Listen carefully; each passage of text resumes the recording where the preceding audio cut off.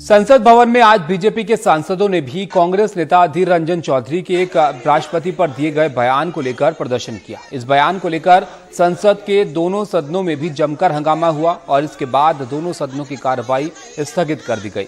BJP सांसदों का यहां पर आरोप है कि अधीर रंजन चौधरी ने राष्ट्रपति का अपमान किया है और सोनिया गांधी इस पर माफी मांगी। अधीर रंजन चौधरी ने एक चैनल को दिए गए इंटरव्यू में राष्ट्रपति को राष्ट्रपति कहकर संबोधित किया था और इधर अधीर रंजन चौधरी का इसको लेकर कहना है कि उन्होंने पहले राष्ट्रपति कहा था और बाद में राष्ट्रपति कहा। उन्होंने चूक की बात मानी लेकिन माफी मांगने से इनकार किया।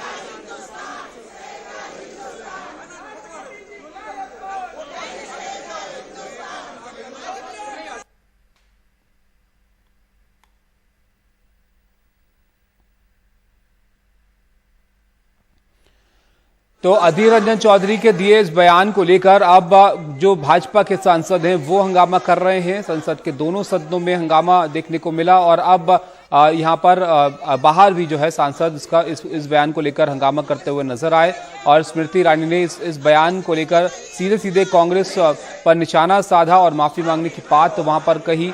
काफी नाराज वो नजर आई और ये जो बयान है इसको लेकर अधीर रंजन चौधरी की तरफ से जो एक इंटरव्यू में कहा गया था उसको लेकर उन्होंने ये कहा कि उनसे चूक जरूर हुई है लेकिन माफी मांगने की बात से उन्होंने इनकार किया।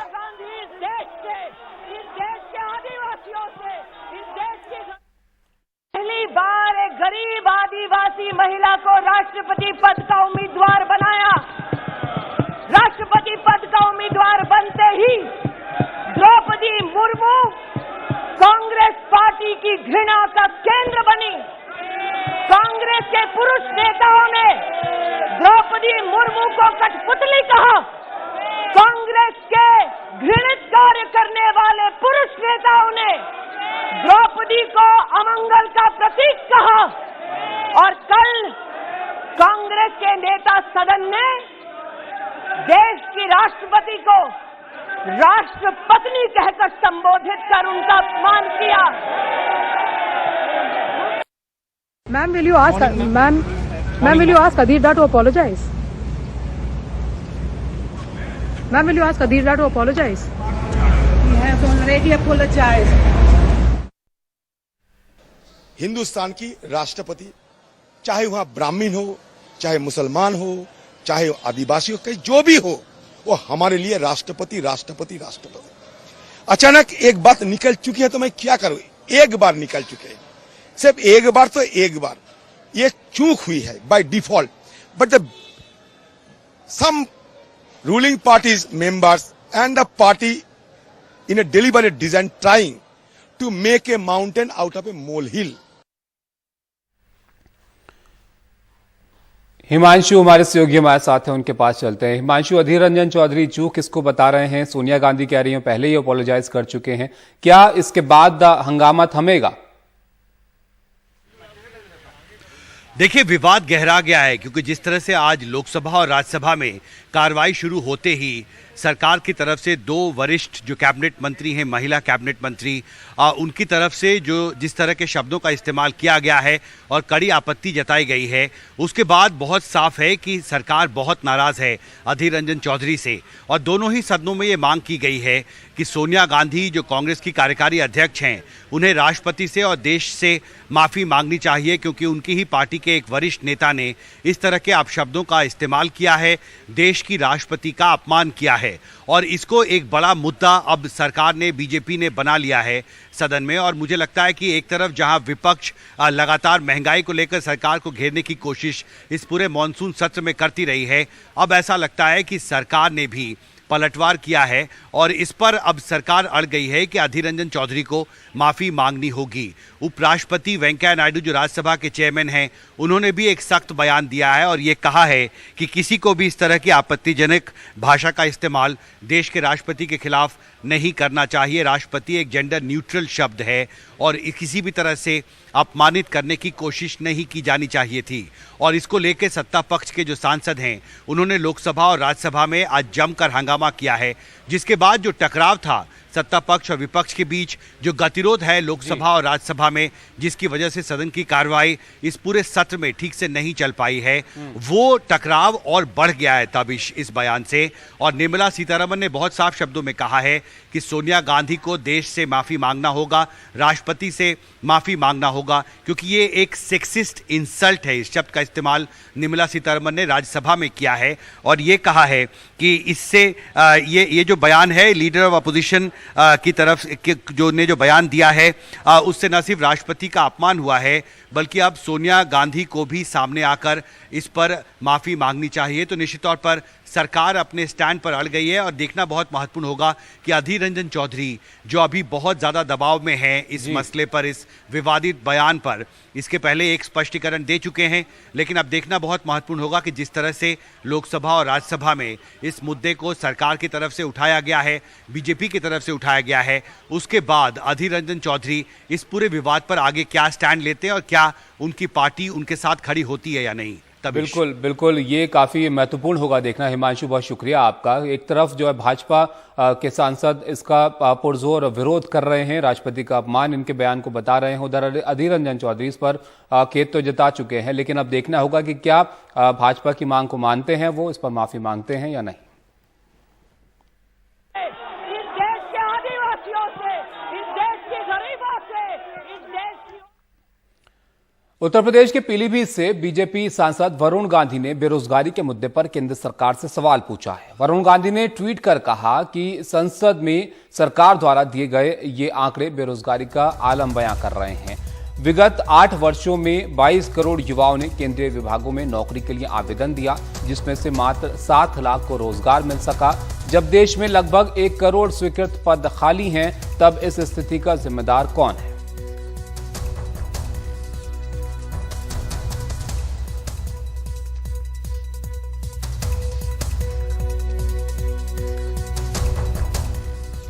कर्नाटक में बीजेपी नेता प्रवीण नेतारू की हत्या के बाद राज्य में बसवराज बोम्मई सरकार के 1 साल पूरे होने के मौके पर होने वाले कार्यक्रम को रद्द कर दिया गया है। कल देर रात मुख्यमंत्री बसवराज बोम्मई ने इसका ऐलान किया। बोम्मई ने कहा कि कार्यक्रम रद्द किए जा रहे हैं और इसके बदले वो एक प्रेस कॉन्फ्रेंस करेंगे। इधर केंद्रीय मंत्री शोभा करांजले ने प्रवीण नेतारू की हत्या की जांच एनआईए से कराने की मांग की। उन्होंने इसके लिए गृहमंत्री अमित शाह को चिट्ठी लिखी है और साथ ही उन्होंने पीएफआई और एसडीपीआई जैसे संगठनों के खिलाफ भी कार्रवाई की मांग की है। प्रवीण नेतारू की हत्या के मामले में पुलिस ने हत्यारों को पकड़ने के लिए 6 टीमें बनाई हैं और शक की बुनियाद पर अब तक 15 लोगों को हिरासत में लिया गया है। अब बात गुजरात की करते हैं। गुजरात में जहरीली शराब से मौतों का आंकड़ा लगातार बढ़ता जा रहा है। अब तक करीब 42 लोगों की यहां पर मौत हो चुकी है और 60 से ज्यादा लोग अभी अस्पताल में भर्ती हैं। पुलिस का इस मामले को लेकर यह कहना है कि यह जहरीली शराब नहीं बल्कि केमिकल पीने का मामला है। पुलिस का कहना है कि जांच चल रही है। उन्होंने घर घर जाकर यह पता करने की कोशिश की है कि कहीं और लोग तो बीमार नहीं हो रहे हैं। पुलिस साफ कह रही है कि यह जहरीली शराब से जुड़ा मामला नहीं बल्कि केमिकल ट्रेजेडी है। इस मामले में 2 और लोगों की कल गिरफ्तारी हुई है।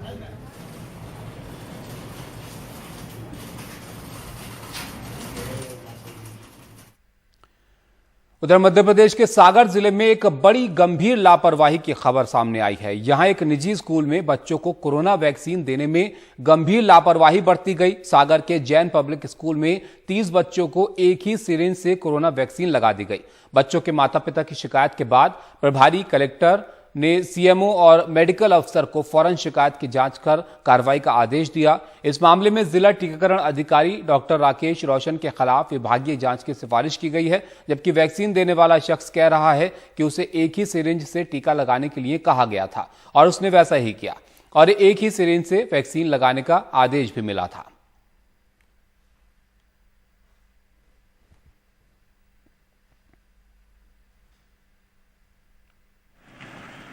आपने कितने बच्चों को लगा दी एक सिरिंज से वैक्सीन?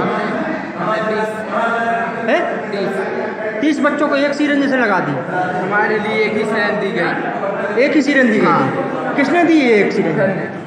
जो गाड़ी में लेके आए थे हमारे लिए। आपको नहीं पता था कि एक सिरिंज से नहीं लगा सकते? हमारे लिए पता था, लेकिन हमने भैया से पूछा एक ही सिरिंज इस्तेमाल करना, उन्होंने कहा हाँ, तो उसमें हमारी क्या गलती, हमने कर दी एक सिरिंज इस्तेमाल क्या नाम लिखते आप? जितेंद्र राज।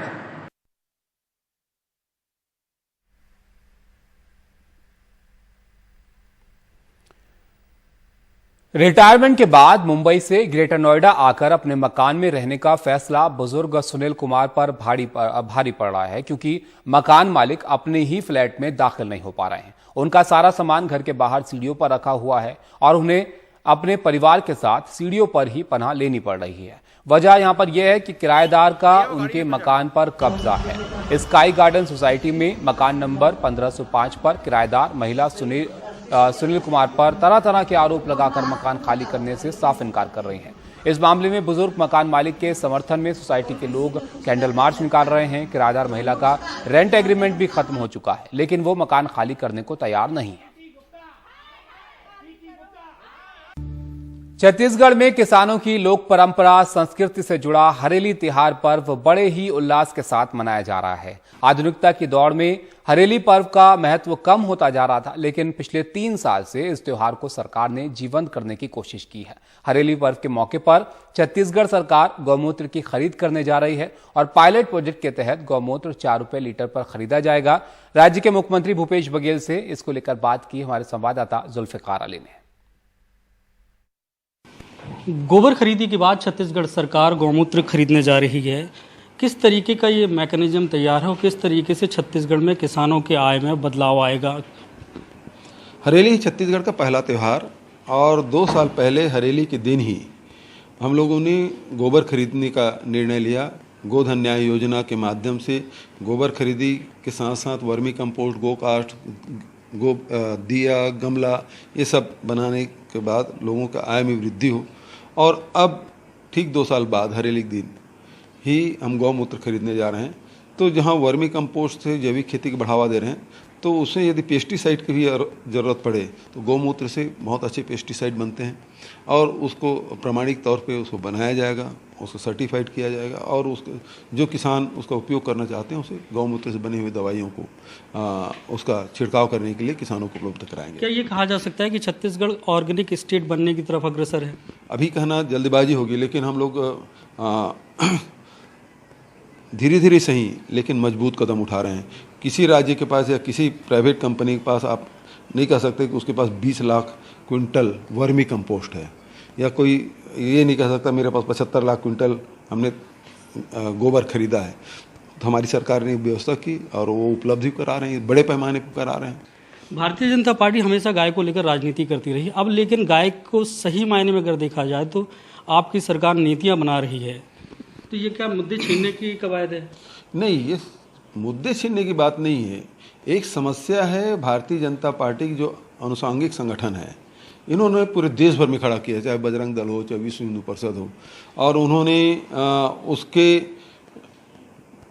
कार्यकलापों के कारण से पूरे देश के अधिकांश मवेशी बाजार बंद हो गए।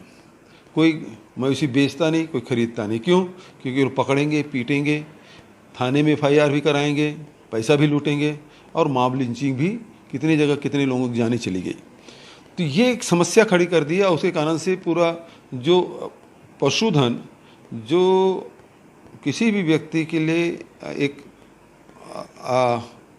मजबूत आधार स्तंभ होता था उसकी अर्थव्यवस्था के लिए, लेकिन इन लोगों के कारण से ये जो गाय है वो बोझ हो गया और इस कारण से सड़कों पे घूमते हुए दिखाई दे रहे हैं। खेत फसल बचाना मुश्किल हो रहा है। ऐसे में इस समस्या का समाधान यही है कि यदि गोबर खरीद लें, इस समस्या का समाधान हो सकता है और इस दिशा में हमने प्रयास किया और सफलता भी पाई।